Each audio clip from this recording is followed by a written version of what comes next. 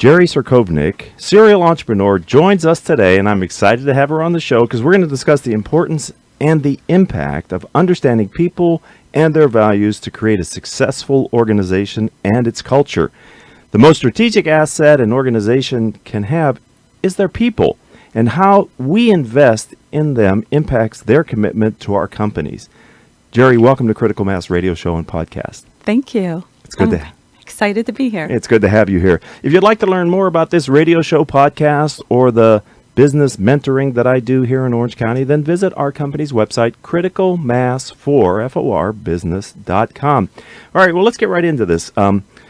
Tell me about Dale Carnegie of Orange County. I'm really interested in what's your unique value proposition, what makes you different, and who do you serve? What's your niche or niches that you service?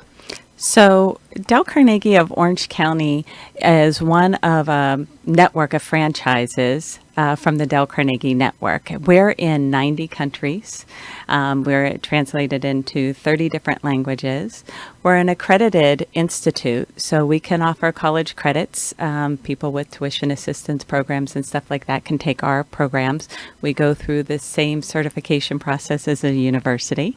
We're also ISO certified, and that basically means if you take a class in Orange County or anywhere else in the world, you get the same class. Our trainers go through almost 2 years of prep and training before they are actually certified to train our Dale Carnegie principals. Dale Carnegie's been around for over 100 years, since 1912.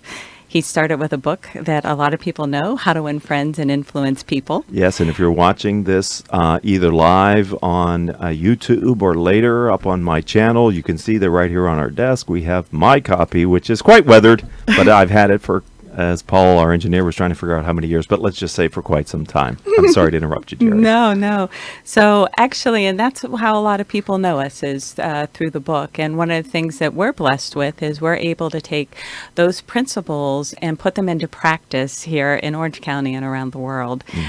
We focus on kind of 4 core areas. Okay. So one in the communication area. We also have leadership training, sales training, and then we have what most people know us for is our presentation training. And probably any motivational speaker that you've ever heard of has probably taken our Dale Carnegie presentation programs, and that's where Mr. Carnegie started.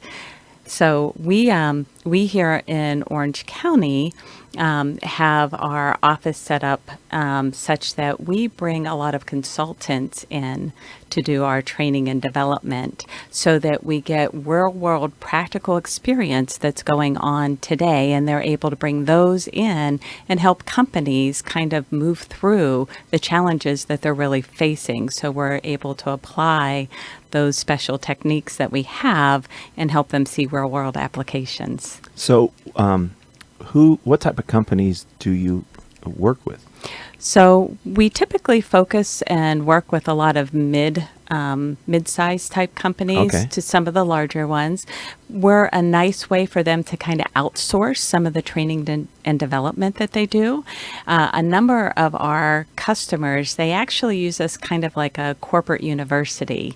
And so they're able to create maybe a special curriculum that they want their team to go through. So they might have identified a need that they have. And in particular, sometimes right now, what we see is a lot of companies are trying to change their culture. Yes. And so we come in and we help analyze with them, what is the culture that they have and what is the culture that they want to have. Okay. And so we kind of look at all the different aspects of some of the challenges that they're facing. Believe it or not, a lot of them don't tend to be technical challenges. They do tend to be communication, human relationship type of issues that kind of impact their, growth potential. Right. So we can come in and partner with them, kind of help them analyze where they're at and where they want to be. And then we can take and figure out what they in particular want in their organization and the programs that they might have. So for example, we work with a lot of manufacturing companies, and right now they have, a lot of gaps between, the current crew that they have, with some of them getting ready to retire, Sure, right? yeah. And they're trying to recruit new people into their organizations. And it's a little bit of a challenge because they're not seen as like the sexy companies Right, to you're- go to, right? They're not the next technology unicorn. They're a stable manufacturing. Right. Exactly. So we come in with some of them, right? And we partner with them. Okay. And then we try to help them with some of their succession planning. So as they're trying to figure out how do I take the knowledge from the talent that I have that's getting ready to retire soon and Right. transfer that, right? Sometimes with technology firms, what we find is you have a lot of really great engineers. They're really, really smart. And then you promote them into management, right? Yeah. The soft skills. Exactly. So then we can come in and kind of help them to develop this great talent, Right. and help them become even better so that they can lead, the next generation that they're bringing in. So those are some of the areas that we're able to come in and help organizations reinvent themselves, change their culture, and kind of get things into a perspective that helps them take that next growth level that they need to. So your background is interesting, and I guess I'm curious before I go on with the other questions. How did you get attracted to what you're doing now? So I actually was in a technology company. I was brought in. The company was having a huge issue with getting a product to market. They had missed the mark quite a few times. So I was brought in to kind of turn that around because their last market delivery was 5 years. And they were either going to go up or they were going to close. Right. And so they brought me in, and I was looking, and as an engineer, I'm always like, I love to learn, right? That's kind of like who I am. So I decided that I wanted to really see what what it was like to walk in a salesperson's shoes. And doing that, I decided to take a Dale Carnegie course. And at that time, I wasn't really familiar with it, but they had a 7-week program for the salespeople. And while I was in that class, I got teamed up with this young gentleman, and he was in college. He was in his last semester. He was getting ready to graduate, and he was taking a sales class. And he explained to me that his father had paid for all of his training and college and everything. And I'm thinking, well, that's kind of interesting. Why on earth would you, take all that college degree and then go into a sales opportunity? And so I asked him, I said, I'm just kind of curious. What do you think about, this sales class, and kind of why are you in this class? And he said, well, my dad made me take it. And I'm thinking, your dad made you take it? Why did your dad make you take it? And he says, well, I'm getting ready to go out and sell myself to a company to get a job. Wow. And I was like, oh, I wish I would have had a dad that would have thought of that. And so I got paired with him on some projects for the next 7 weeks. And what was fascinating to me is this gentleman had targeted the company that he really wanted to work for. And by the end of the 7 weeks, not only did he get a job at that company, he started making $10,000 more Wow. than anybody else in his graduating class. Wow. So fast forward about 2 years, and the gentleman that owned the territory, he started having some health issues and was looking at selling it. And one of the gentlemen that I worked with at that technology company, he did training part-time for that organization. So he came to me and said, Geri, would you be willing to partner with me and buy the Dale Carnegie franchise? So at that time I said, this would be a really good pay it forward type of endeavor. And so Having that's seen what happened to the young man. Yes. So that's really how I got into it, because I'm not a trainer, I'm not a salesperson, I'm kind of an engineer, Right. by heart and by trait. Right. But yeah, so this was my way of saying, okay, I want to make a difference. I want to Wow. leave a legacy. I love that story. That's why I actually went into the Dale Carnegie franchise. We're talking with Geri Cerkovnik, and you're the CEO of Dale Carnegie Orange County. And it's interesting to me because an Orange County's path, an entrepreneur's path is rarely a straight line. Sort of like you go to college, it's 4 years, you get a degree. I mean, we come at it from a lot of different ways, right? And you were inspired based on real world experience to take what might have seemed, without that experience, maybe more of a foreign concept, right? To do this. So you never know, ladies and gentlemen. I always said to my children, they're adults now, learn everything you can while life is giving you the opportunity, because you never know later in life when it becomes beneficial to know that. Exactly. So we might have touched on it, but I just want to make sure that I ask it purposefully, and that is, in this role now and in the work that you're doing here in Orange County, what difference are you and your firm trying to make in the world? And I use world in the context of whatever is your world. It doesn't have to be the entire world, but where do you see the impact that you're trying to make, and what are you trying to do with your company? What's your purpose? So as we look at our vision of the company, we're kind of simple. We want to enhance the world around us by impacting every single person that we touch. Wow. And so that's our mission. That's what we set out to do. And we hope that we're able to make a difference in every single person's life. And so from our perspective, we have an opportunity to help people through maybe some challenging times in their life, maybe challenging times in their career, or at times where they really want to go to that next level. And so for us, and I say, from a cultural standpoint, right?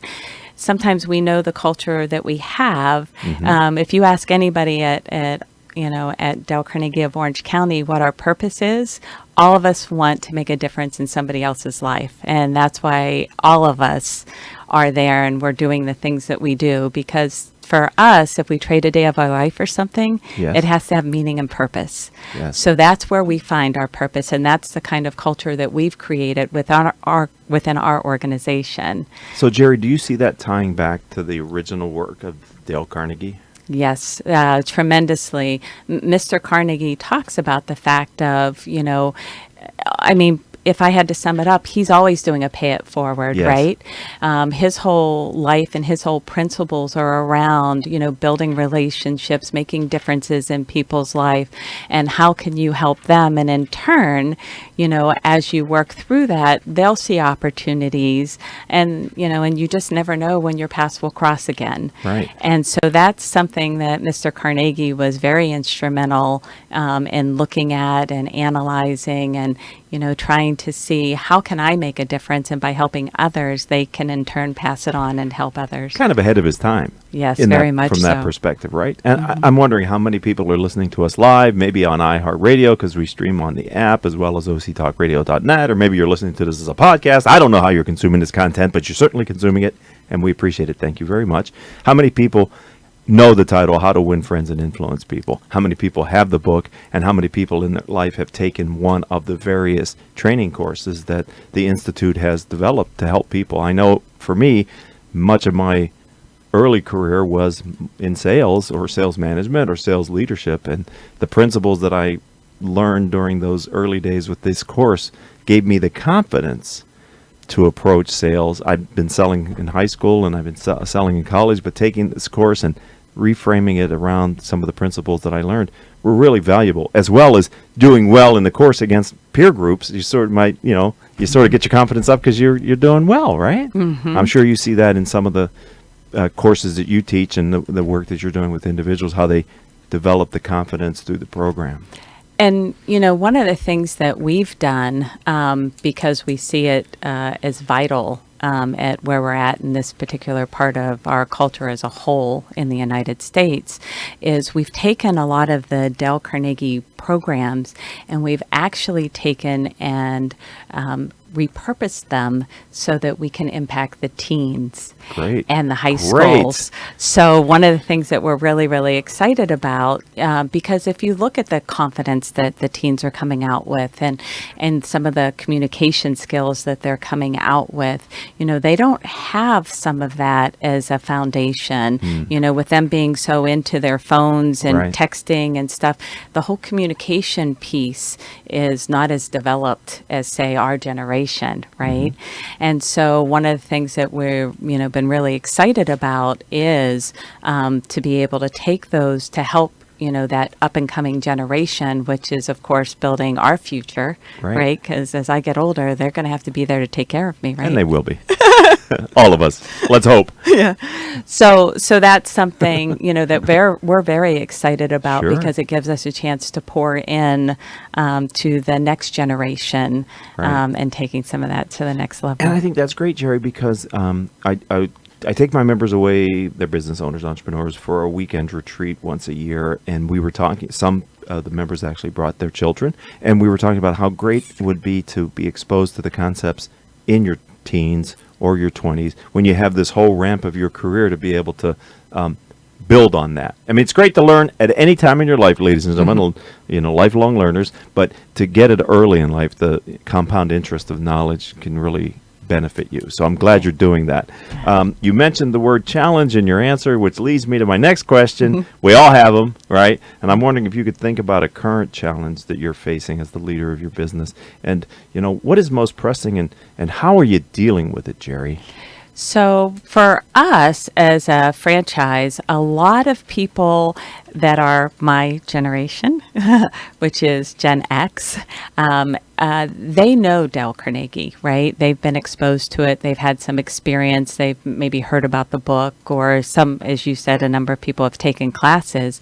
But as you look at the Gen Y and the Gen Z, they've never heard of us, right? They don't even know we exist. So we've been around for 100 years, so it shows that we have time-tested principles that work, Yes. right? However, if they don't know about us, we can't help them. And so that's been one of our biggest challenges, is that on the West Coast, the Dale Carnegie name doesn't have as much recognition. And so we're trying to figure out, how do we reach those generations, the Gen Y, the Gen Z, so that we can have an impact and make a difference in their lives. Right. And so that's been one of our bigger challenges that we had. So as an engineer, one of the things we always do is we come up with these really crazy ideas. We try to implement them. We see how they go and, of course, pivot along the way, right? You're right. That's what entrepreneurs do, too. So what we decided to do is we're teaming with Anaheim School District, and they have a program called AIM. And so what AIM is focused on is to help get teenagers, while they're still in college, opportunities to go out into the real world and get some internships and get real world experiences. So we're one of the partners with that particular program.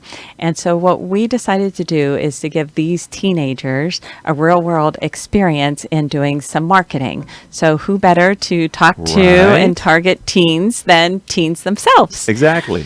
So we have a number of teens that we'll bring on as interns. Their project is going to be to help us, get hip and cool on what the latest social media is for the teens. Awesome. And how we can maybe reach them and come up with some marketing programs that they can help us create. They're going to do some of the analyzing so that they get this real world experience.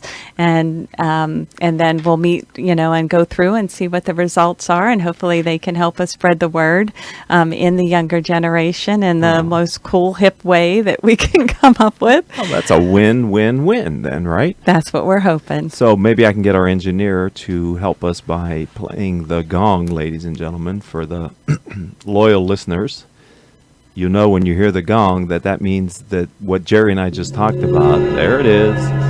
So if you were listening but not fully engaged, you may want to go back about a minute or maybe 90 seconds and pick up the conversation that we just had about the challenge that Geri is facing and how her plan to address it, which I think is great. And I love it when you're giving somebody an opportunity to learn, you're benefiting from it. And if you, in fact, reach a population that you're not currently reaching well enough, they're benefiting from it as well. Yeah. So we'll keep you posted on how that goes, I but wanna we're know. very, very excited about it. We'll see how creative they are, and No pressure, kids. Right? No Exactly. pressure, but come on, we're dependent on you. All right. I know serial entrepreneurs and entrepreneurs of all growing companies can have this kind of work-life balance. Here on the radio show, we believe work-life is only part of it, kind of 2/3 of the balance. This idea of self in the middle is really critical. Work-life can be very draining. Work can take a lot of energy, and life can take a lot of energy. If you're not caring for yourself, you may not have the energy to give to your business or to your life as well. So we're very curious about how do you balance all the demands that are being placed on you, and if you could maybe share your strategy for caring for yourself in order to care for others, Geri? So this is actually one of the initiatives that I've put on. So at the office, we have this big whiteboard, and what we have up there is everybody on the team has a personal goal, a professional goal, and a health goal that we have listed. So my team was really, really excited because this year I put up a personal goal to actually have a little bit of self-time. Okay. So I'm not very good at that. Okay. I actually, besides Dale Carnegie, I'm on the board of three organizations. One is the Girl Scouts here of Orange County, and we've developed some programs to help some Girl Scouts get badges with our Dale Carnegie programs. Oh, okay. We also are with an organization that we support. It's called I-5 Freedom Network, and that one actually addresses human trafficking from a corporate responsibility standpoint, so that corporations have to now go get the hotel industry in particular has to go get training to understand and identify if trafficking's going on. And what we've been able to do with that organization is once we rescue people out of those situations, we have to really build the self-confidence, the self-esteem. Right. So we've taken the Dale Carnegie programs and we've tailored them to help them be successful, because once you rescue them out of trafficking, if they fail in corporate America, they go right back in, right? Yes. So it's the life they know. Right. And it's easy, and it's, and unfortunately, there's people ready to pull them right back in too. Exactly. Right? So that's why we've developed Great. taken the Dale Carnegie programs, developed them and tailored them to help them so they can be successful in that transition. Wow. And then the other organization that I support that's very near and dear to me is an organization, we call it the Lighthouse Group, and it's for special needs adults. So once special needs adults graduate out of high school, they really don't have an area to have community or anything like that, right? So it's not like they can say, hey, friends, let's go meet at the beach, or, let's go, to the restaurant and go out. So we provide a club night. Every Monday night we do something with them. So a lot of times we'll meet and we do games and activities and give them some social time together. Sometimes we'll take them out into the community, right? And we'll take them to the pizza, or we'll take them to the beach. Once a year, we let them perform on a stage, and they get to go up there and sing in front of an audience, and you just see them come to life in ways that you've never seen. So I do all that plus Dale Carnegie. So as you could see, that's why that life balance thing that you just asked me about, I'm probably not been very good at that for a couple of years now. Okay. So my team was really, really excited when my personal goal that I put up there was to have a little bit of, personal time for me. Okay. And so that's a goal. I might not be really good at doing You that. read my mind. I was going to ask you, so how's it going so far? It's the middle of February, right? Well, so for me, one of the things, because my mind's always active, right? I'm always reinventing or something, Tinkering, right? yeah. You have to have a lot of empathy for my partner, Steve, because I come in and I say, I have this great idea. Let's try this. And we've been together as a team now for 12 years. So we've been great business partners, and he has an amazing family and stuff like that. But he's been pushing me really hard as well, saying, hey, you need to have some self-time. Right. So for me, a way to quiet my mind is just to kind of go down by the beach and listen to the waves. And then I can have my quiet time with God and kind of have my conversation and talk with him and be re-energized. But the ocean waves are a way that I can actually let my mind relax and not think about anything else, and just kind of chill for a little while. What a great answer. I have to know, when did you know the regenerative value of listening to the ocean or being near the ocean? Was it like an immediate thing, or did it sort of evolve in you? Well, see, I originally moved here from Washington, D.C., and the way that the startup company got me out here is they put me at this hotel in Laguna Beach, right? I swear that they paid for a seal to come out and serenade me. It was February. Yeah. I came out in the middle of a snowstorm. and and DC we don't get that many, but we do get some, right? So they put me out here, they enticed me with this amazing weather. It was absolutely gorgeous. It was beautiful out here. Not unlike today, maybe, huh? Exactly. And so then in the evenings I was there, and and I think truthfully it wasn't the job that was as exciting to me as the water in the ocean. Right. So that's kind of where it's set. And okay. That's great. All right, Geri, we've got a few more questions. I'm enjoying this. Hopefully you are as well. Thank you. I'd like to ask about peer learning because I believe completely in the power of peer learning. I think in business, experience is the best teacher, but some lessons are best learned vicariously from others' experiences. And many times being an entrepreneur, we're working so hard in the business, we don't get the chance to step back and work on the business, which is really the responsibility in our size companies of the leaders to take some time to be strategic, because you got to think about a few years down the road. Most of the people in the smaller companies are doing the work and delivering the products and services, so it's on the leadership. So that's a long-winded way of asking you. Sorry about that. No. I was up on my soapbox for a second. Can you share with our audience where you go to get outside perspectives and insights on the challenges that you face? Being a small business in Southern California is amazingly challenging, to be honest with you, with all the laws that come out and it's like a constant state of flux on what's going on and, what rules and regulations that you have. And as you mentioned, as a small business, unfortunately, we do have to kind of work in our business, right? And we're really trying to focus on, the sales and the marketing and, the training and the development of the team and, how do we keep the pulse on what our customer needs are and the challenges that they're facing. And then all of a sudden you get all these rules and regulations that California sends your way, and then you're trying to figure out, okay, does that hit me because I'm, an under 10 person, small business, and how is that going to impact this, and how do I keep up on the HR stuff? And so it is really, really challenging to have a small business here in Southern California. And so, and just even from the standpoint of, we're a woman-owned, small business. So trying to figure out, okay, does this apply to that, or does this apply? So I actually have to go to a lot of the different,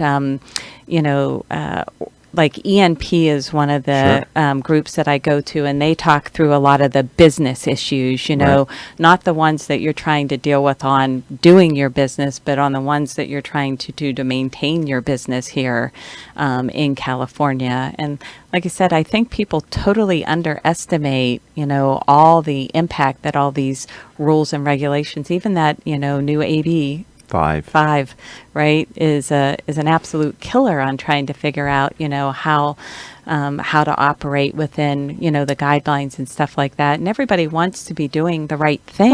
Right. No one intentionally wants to break the law, I don't think. No, but just trying to figure out what the law is. Yes. Does it apply to me? Right. Does it apply to me? Is this one something that I have to worry about that I don't have to worry about? And like I said, I think last year with the amount of laws that were signed into California, like there was over a law a day. Right. And how do you keep a pulse on all of that and figure out what's going on? So constantly scoping and looking to see, what's going on out there. And is that something, that I need to take a look at? Or is this something I need to pay attention to?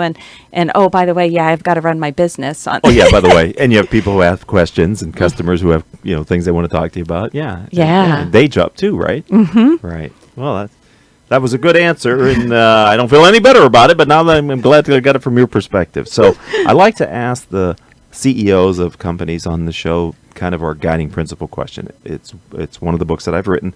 I found in asking this question and then understanding the companies, it's what you said before, which is that guiding principle that a leader brings to her organization has a really determinate impact on the culture if the leader's intentional about it. Right? What's important to you can become important to your employees if you make it important to the culture. And because of that, then it's an organic thing that I believe helps you to select the right people and keep them and have an engaged workforce, and for you to like the company that you are building and growing and enjoy going to work, right? So I ask this question. Can you share your core philosophy that you're using to build the culture of your company, Geri? So for us, right, we look at valuing people, right? That's kind of our core fundamental principle is your most strategic asset as an organization is the people. If the people aspects aren't in alignment, if the communication isn't there, if you've got all these headaches and hiccups that are going on, no matter what you're doing with technology or anything else, until you focus on those fundamentals and making sure that that's right, you'll be challenged as an organization, period. And a lot of people, they're so worried about, focusing on saving, looking at this process, putting in this technology. To get them to invest in their people has been a challenge, and I think that's where you see some of the challenges that are going on in organizations, and especially the value that the generations, the Gen Z and the Gen Y, place on you invest in me, and then I'll be loyal and committed to invest in you.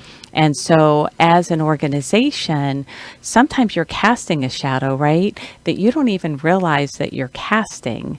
And so people, while they hear what you say, they see what you do, right? Right. And when I grew up, we called that shadow of the leader, right? And so what kind of a shadow are you casting? And are you intentionally casting it?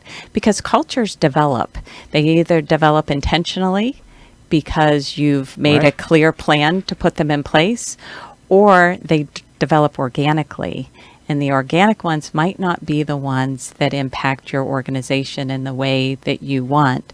Setting a clear culture and helping people know, right, what they use as their evaluation system when you're not there. Yes. And the example that I typically use to kind of help people with the conceptualization of this is like when we work with Disney, right? Disney's model and their motto is, happiest place on earth. So anytime an employee there is approached by, one of their customers or visitors or guests, however you want to look at them, when they're approached, they know that overarching is, are we the happiest place on earth? And they'll make decisions based on making sure that they support that vision. Right. Right. So for us, the vision that we have is do whatever it takes to help make a difference in people's lives. So anybody at our company knows that as they're in a situation and they need to make a decision, that they use that as their guiding principle. Can I help? Can I make a difference in this person's life? And so that's our culture, and that's where we've really focused on making sure that we invest. And we invest in things that, help the company, but we also do a lot of investing in the other areas, as you've heard how, we invest in our community, because that's very important to us. Right. Right. So again, as part of our Pay It Forward, and how we can help make a difference. And hopefully, when our time is come and we pass this organization on to another great entrepreneur to take through, we've had a legacy that we've really been able to make a difference and an impact in Orange County. Wow, great answer. Thank you. You're very thorough, and if I hadn't already rang the gong, I would have Paul ring it again, but we don't want to be too gong crazy here on Critical Mass Radio Show and Podcast right now with Geri. Final question, kind of. Well, I got two more, but this is the last substantive one. The very last one is how do people find you online? But don't answer that yet. Let me ask you, I'm going to have you back on the show. What's going to be different in the future? Where are you taking the company, Geri?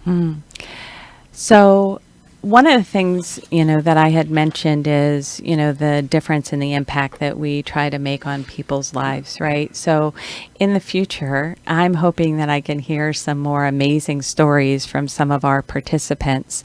So for example, about 2 years ago, we had a participant that was sent to us, great extremely knowledgeable person, right? Had tons of knowledge, was an extreme asset from a knowledge standpoint, but the human relationship skills were struggling. And he was sent there because they really wanted to save the asset, right? Him and all of his knowledge. Wow, that's great. But he needed to work on those human relationship and the communication skills in particular. Sure. So one of the things that was amazing, he went, to the first class and didn't quite have that aha moment. The second class didn't quite have that aha moment. That puts a lot of pressure on us as an organization, right? And we're like, praying that there's, a way that we can help make a difference for this person. Well, by the third one, there was something that really resonated with this particular person. And it was totally amazing because in this class, it was an 8-week class. And so after 8 weeks of him coming every, I think it was a Tuesday evening, we were coming up on the holidays. And I'm very low key. I kind of hide. I'm kind of like the IT person. So I sit there, work on the computers and stuff like that. And I kind of throw Steve in front of everybody. He's the president. And I kind of stay in the background more so. But I happened to be working on the computer. And he came out and he was talking to one of his classmates, right? And he was telling them, he said, you have no idea how much this has impacted my life. Not only is my boss really excited and he's coming to see me do my speech for the graduation, but his wife had filed for a divorce. Jeez. And based on the changes that she saw him making in this class, she decided to go to counseling and try to make a go at their marriage again. Wow. So for me, if you ask me, like, what do I see in my future? Yeah. I'm hoping there's a lot more stories, Right. Like that. Just like, we had a parent come in 2 summers ago, and she came in, and again, I was kind of in the front lobby working on some stuff, and she's like, I need to see the president. And I was like, oh, okay, hold on. So I run upstairs and grab Steve. And I said, Steve, I need you to come down here for a second. And so he was on the phone call. So I was talking to her just a little bit, waiting for Steve to come down. And I said, is there anything maybe I can help you with? He'll be down in just a second. And she said, I want to know what you guys did to my son. Oh. And I'm like, uh-oh. Right? Right? My heart starts pounding and I'm thinking, oh no. And I said, did something bad happen? Because it was like the second day of the teen class during the summer. And she said, no. She said, he actually came into my room for the first time after school, started talking to me. He had a conversation with me. Oh, he my actually goodness. talked to me. And I'm thinking, well, that doesn't sound like a bad thing.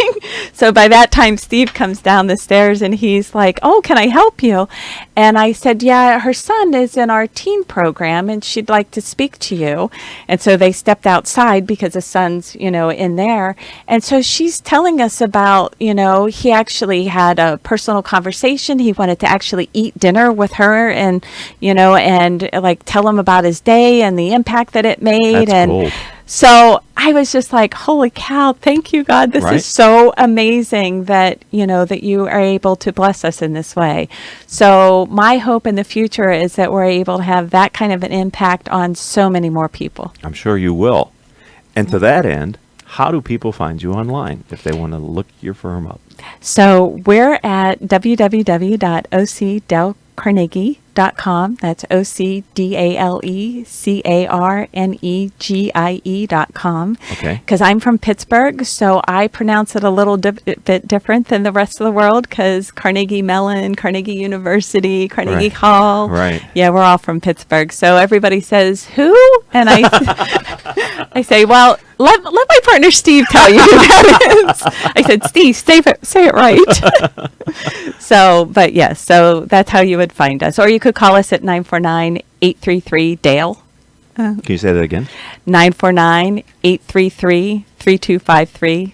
Geri Cerkovnik, I have so enjoyed the time we've spent together today. I've been looking forward to having you on the program since we first encountered each other kind of mid-year last year. Thank you for being a friend of the program and welcome to the Critical Mass community. Well, thank you very much for having me. I really appreciate it. I do as well. I'm going to also thank our engineer for today, none other than Mr. Paul Roberts. Our three producers without whom we couldn't do the show each week, Joan Park, Crystal Nunley, and Vanessa Holland, who happens to be here in the studio with us. If you'd like to connect with me, I'd say let's start on LinkedIn. I'm Richard Franzi. You spell that A-N-Z-I. And until our next show, I hope all of your business decisions will move your company in a positive direction.